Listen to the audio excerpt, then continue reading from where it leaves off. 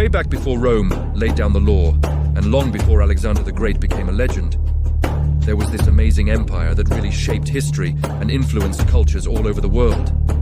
It totally ruled the scene. It was a titan of antiquity, a superpower forged in the desert sands. Yet history almost forgot its name. This is the story of Persia, the first true empire of mankind. Our journey begins in the heart of the ancient world, in a land of stark contrasts. Towering snow-capped mountains giving way to vast, sun-scorched deserts. This was Persia, modern-day Iran, a territory that for centuries was home to scattered, warring nomadic tribes. The Medes, the Elamites, the Persians themselves. They were a fractured people, their potential hidden, waiting for a spark to ignite a fire that would consume the world. In the 6th century BC, that spark arrived in the form of one man, a figure so monumental that his legacy still echoes through the corridors of time. His name was Cyrus. We know him today as Cyrus the Great. Cyrus was not born into a sprawling kingdom. He was the ruler of a small vassal state, Anshan, under the dominion of his grandfather, the Median king Astyages. Legends shroud his early life, tales of prophecies, attempted infanticide, and a humble upbringing among shepherds. Stories that mirror those of other great founders, designed to cast him as a man of destiny. And destiny, it seems, had grand plans for him. Possessing a rare combination of military genius and diplomatic shrewdness, Cyrus saw what others did not: the possibility of unity. He rallied the disparate Persian tribes under a single banner, forging them into a disciplined and formidable fighting force. His ambition was not merely to break free from Median control, but to build something entirely new. In 550 BC, he confronted and defeated Astyages, absorbing the Median kingdom into his own. The Achaemenid Empire was born. But this was just the beginning. The ancient world was a chessboard of powerful players. To the west lay the fabulously wealthy kingdom of Lydia, ruled by King Croesus, a name that became synonymous with riches. Croesus, unnerved by the rise of this new Persian power, consulted the famed oracle at Delphi. The oracle's prophecy was famously ambiguous. If you cross the river, a great empire will be destroyed. Confident it meant Persia, Croesus launched his attack. He was wrong. It was his own Lydian empire that crumbled before the strategic brilliance of Cyrus's army.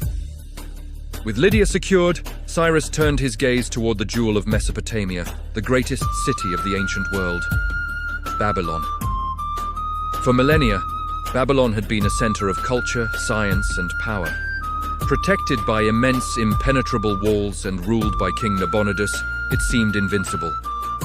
The Babylonians felt secure, trusting in their fortifications and their gods. But Cyrus was not a conventional conqueror. He didn't just rely on brute force. He was a master of psychology and propaganda. He knew the Babylonian people were unhappy with their own king, who had neglected their primary god, Marduk. Cyrus presented himself not as a foreign invader, but as a liberator, chosen by Marduk himself to restore order and justice. The story of Babylon's fall is the stuff of legend. The Greek historian Herodotus tells us that Cyrus's engineers diverted the course of the Euphrates River, which flowed through the heart of the city. Under the cover of night, as the Babylonians celebrated a grand festival, the Persian army marched into the city along the dry riverbed, taking it with astonishingly little bloodshed. In 539 BC, the seemingly eternal city of Babylon belonged to Cyrus. What happened next is what truly sets Cyrus the Great apart from other conquerors of his time. In an age defined by brutal conquest, where victors typically slaughtered, enslaved, and erased the cultures of the vanquished, Cyrus chose a different path. He rode into Babylon not as a destroyer, but as a restorer. He paid homage to the Babylonian gods, winning the favor of the local priesthood. He forbade his soldiers from looting and terrorizing the populace. Most remarkably, he implemented a policy of unprecedented tolerance. His vision was not to create a homogeneous Persian state, but a multicultural, multi-ethnic empire where different peoples could coexist peacefully. This revolutionary policy is immortalized in one of the most significant artifacts ever discovered, the Cyrus cylinder. This small clay cylinder, inscribed with cuneiform script, is often hailed as the world's first charter of human rights. On it, Cyrus declares his policies. He proclaims the freedom of religion for all peoples within his empire. He abolished forced labor, and, most astoundingly, he decreed that all peoples who had been held in captivity in Babylon were free to return to their homelands. This included the Jewish people, who had been exiled from Judah decades earlier by the Babylonian king Nebuchadnezzar. Cyrus not only allowed them to return to Jerusalem, but also provided funds to rebuild their sacred temple. For this act, he is celebrated in the Bible, in the book of Isaiah, where he is called a Messiah, an anointed one, a shepherd chosen by God to fulfill his divine will. It is a stunning testament to his impact that he is revered as a righteous ruler in the holy book of a people he had conquered. Cyrus's empire was not just built on military might. It was built on a foundation of respect, infrastructure, and brilliant administration. He understood that to rule a vast and diverse territory, you needed more than just an army. You needed roads, communication, and a fair system of governance. He established the system of satrapies, provinces governed by satraps, or governors, who were loyal to him.